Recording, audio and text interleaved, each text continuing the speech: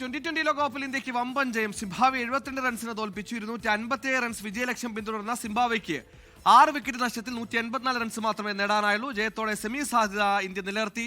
അനിൽ വാസ്തവ് ചെയ്യുന്നു. അനിൽ, ഇന്ത്യ ഉയർത്തിയ കൂറ്റൻ സ്കോർ എന്തായാലും ഈ പറയുന്ന സിംബാബ്വെക്ക് പിന്തുടരാനായില്ല, തോൽച്ചിരിക്കുന്നു. ഇന്ത്യയുടെ ഈ കുതിപ്പ് ഇനി മുന്നോട്ട് സെമി ഫൈനലിലേക്ക്, പിന്നീട് ഫൈനലിലേക്ക്, കപ്പിലേക്കുള്ള ദൂരം കുറയുന്നു. എന്താണ് വിവരങ്ങൾ? കളി എങ്ങനെ വിലയിരുത്താം ആകെ തുകയിൽ?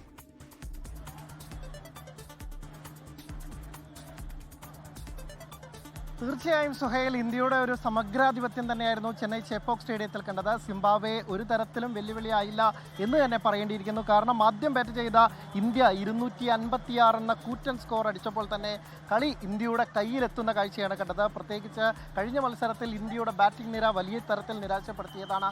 അതോടുകൂടി അനിവാര്യമായ ഒരു മാറ്റവുമായി സഞ്ജു സാംസണെ ഇറക്കിക്കൊണ്ടുള്ള ആ തന്ത്രം ഏറ്റു എന്ന് തന്നെ പറയേണ്ടിയിരിക്കുന്നു. കാരണം ഇന്ത്യക്ക് ഒരു ഗംഭീര തുടക്കമാണ് മലയാളി താരം നൽകിയത്.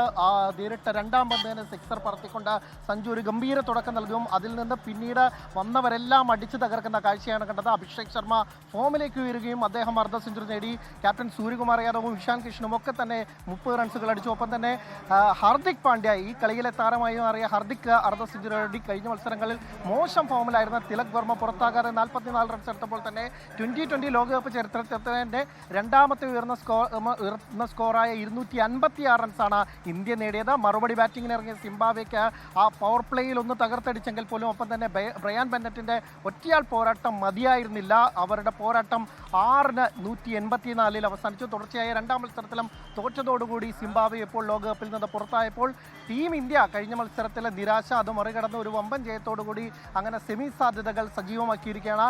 അടുത്ത മത്സരത്തിൽ വെസ്റ്റ് ഇൻഡീസിനെ തോൽപ്പിച്ചാൽ ഇന്ത്യക്ക് സെമിയിലേക്ക് കയറാം, കിരീടത്തിലേക്ക് ഒരു പടി കൂടി അടുക്കാം എന്നുള്ളത് തന്നെയാണ് നമുക്ക് ആരാധക പ്രതികരണം. ഇവിടെ ഇരുന്നത് சூப்பர் மேட்ச் நல்லா இருந்தது. ബാറ്റിംഗ് எப்படி இருந்தது? ഇന്ത്യയുടെ ബാറ്റിംഗ് എപ്പോഴും இந்தியா பேட்டிங் சூப்பராக இருந்தது. സഞ്ജു സാംസൺ நன்றி. അങ്ങനെ വലിയ ആഹ്ലാദത്തിലാണ്, വലിയ പ്രതീക്ഷയിലാണ്. കാരണം കഴിഞ്ഞ മത്സരങ്ങളിലൊക്കെ തന്നെ ഇന്ത്യയെ സംബന്ധിച്ചിടത്തോളം ബാറ്റിംഗ് വലിയ തിരിച്ചടിയായിരുന്നു. ആദ്യ ഓവറിൽ തന്നെ വിക്കറ്റ് വലിച്ചെറിഞ്ഞ ഇന്ത്യൻ ബാറ്റിംഗ് നിരയാണ് കണ്ടതെങ്കിൽ ഇത്തവണ അതല്ല അവസ്ഥയുണ്ടായിരുന്നത്. ഇന്ത്യൻ്റെ താരങ്ങളൊക്കെ തന്നെ മികച്ച രീതിയിൽ കളിക്കുന്ന കാഴ്ച കണ്ടു. അതൊക്കെ തന്നെ മാത്യു ഹെയ്ഡൻ്റെ ഇപ്പോൾ ആരാധകർ മാത്യു ഹെയ്ഡനാണ് ഉള്ളത്, ഓസ്ട്രേലിയൻ ക്രിക്കറ്റ് ഇതിഹാസം. Hi Mathew.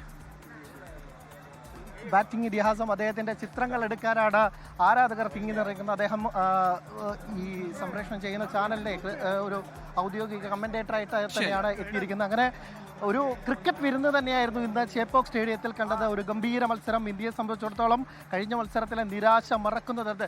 Hey sir, how was the match? Very good, very good. Now the next one, we have to win that. ലോകത്തെവിടെയായാലും ഏത് സമയത്തും 24 വാർത്തകളും ഓഗ്മെന്റഡ് റിയാലിറ്റി പാക്കേജുകളും എക്സ്പ്ലെയിനറുകളും വിശദമായി കാണാൻ ഞങ്ങളുടെ യൂട്യൂബ് ചാനൽ നിങ്ങൾക്ക് സബ്സ്ക്രൈബ് ചെയ്യാം.